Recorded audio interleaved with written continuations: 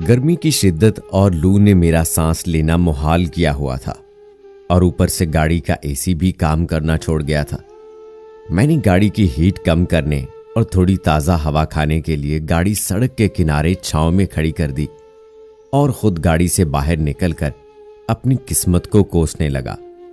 ये एसी ने भी आज ही खराब होना था। मैं मुंह में बुड़बुड़ा रहा था कि अचानक मुझे एक मासूम सी आवाज ने अपनी तरफ मतवज्जे किया। साहब जी, मेरे भाई ने सुबह से कुछ नहीं खाया। सुबह से मेरी कोई पेंसिल नहीं बिकी। ये कोई 12-13 साल बच्ची थी जो एक हाथ में पेंसिलों का बंडल और दूसरे हाथ की उंगली अपने छोटे भाई के हाथ में थमाए मुझसे मुखातिब थी। उसका छोटा भाई अजीब सी सवालिया नजरों से कभी चेहरे और कभी अपनी बहन को देख रहा था। साहब जी, ले लो ना एक पेंसिल, सिर्फ 10 रुपए की है। बच्ची ने एक बार फिर मुझसे इसरार किया। मेरा गर्मी से बुरा हाल था। जी चाहा कि इन दोनों को झिड़का देकर यहां से भगा दूं, मगर फिर न जाने क्यों ना चाहते हुए मेरा हाथ मेरी जेब में चला गया। मैंने वॉलेट निकाला और 50 का नोट बच्ची की तरफ कर दिया और खुद ही खुद में बड़ा सखी बनकर उसे तकब्बुराना लहजे में बोला, ये लो। बच्ची मेरे लहजे से बेनियाज जल्दी से बोली, साहब जी, कितनी पेंसिलें दूं? 10 की एक है और 50 की 5। उसकी आवाज और आंखों में अजीब सी खुशी थी। साहब जी, 5 ले लो, मैं भी सुबह से भूखी हूं। और वो पेंसिलें गिनना शुरू हो गई। मुझे उस पर अजीब सा गुस्सा आने लगा और दूसरी तरफ मुंह फेर के मैंने बोला, ले जाओ पैसे और जान छोड़ो, नहीं चाहिए मुझे पेंसिल। दूसरी तरफ कोई जवाब नहीं था, बस खामोशी थी। चंद लम्हों बाद ये सोचकर मैंने रुख पीछे फेरा कि वो दोनों जा चुके होंगे, मगर मेरा अंदाजा गलत निकला। बच्ची की आंखों में नमी थी और उसकी आवाज उसके हलक में दबी थी। 50 का नोट मेरी तरफ बढ़ाकर उसने बहुत मुश्किल से मुझे बोला, नहीं साहब जी, मैं भीख नहीं मांगती। मां कहती है जो भीख मांगते हैं क़यामत वाले दिन उनके माथे पर स्याह दाग होगा। ये कहकर उसने 50 का नोट मेरे हाथ में थमा दिया और अपने भाई का हाथ पकड़कर वापस मुड़ गई। मैं फटी हुई आंखों से उन्हें जाता हुआ देख रहा था। मुझे मेरा दिल किसी बहुत ही गहरी खाई में गिरता महसूस हो रहा था। उसका यह जुमला मेरे कानों और जहन में जोर जोर से गूंज रहा था।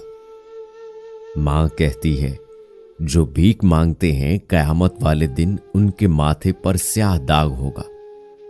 मेरा जिस्म पसीने में तर हो गया, मगर अब की बार ये गर्मी का पसीना नहीं, नदामत और शर्मिंदगी का पसीना था।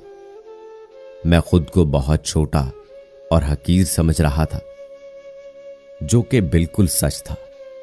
इस दफा मेरी आवाज मेरे हलक में कांटे की तरह चुभ रही थी और मैं उन्हें जाता हुआ देख रहा था। बहुत मुश्किल से मैंने उन्हें आवाज दी, ठहरो बेटा। मेरी आवाज बुड़बुड़ाई हुई थी। मेरी आवाज पे दोनों बहन भाई ने मुड़कर मेरी तरफ देखा और उनकी आंखों में आंसू थे। मैंने बहुत मुश्किल से अपने आंसू जब्त करते हुए पूछा, कितनी पेंसिलें हैं तुम्हारे पास? बच्ची ने अपने भाई का हाथ छोड़ा और दौड़कर मेरे करीब आकर मुझसे पूछा, साहब जी, आप सारी पेंसिलें लोगे? उसकी आंखों में अजीब सी चमक थी। मैंने रुख दूसरी तरफ करके आंसू जब्त करते हुए कहा, हां सारी लूंगा, कितने की हैं सब? मैं उसके सामने रोना नहीं चाहता था, मगर दूसरी तरफ मुंह करके मेरा जब्त टूट गया और आंसू मेरी आंखों से मेरे गालों पर बह गए। मैं किन अखियों से बस एक बार उसे देख पाया जो पेंसिलें गिन रही थी। मेरा दिल चाह रहा था मैं बच्चों की तरह फूट फूट कर रो दूं। साहब जी, 9 पेंसिलें हैं सारी। 10 रुपए के हिसाब से 90 रुपए बने। वो मेरी तरफ पेंसिलें करके हिसाब बता रही थी।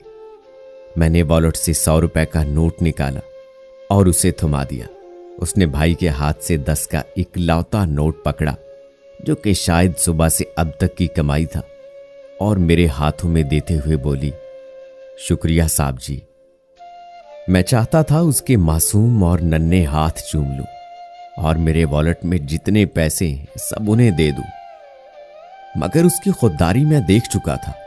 मैं उन्हें दूर जाता हुआ देख रहा था और मेरी आंखों में अब की बार खुशी और एहसास के आंसू थे।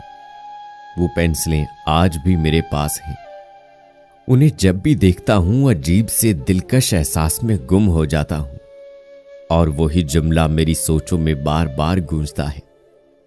मां कहती है, जो भीख मांगते हैं क़यामत वाले दिन उनके माथे पर स्याह दाग होगा।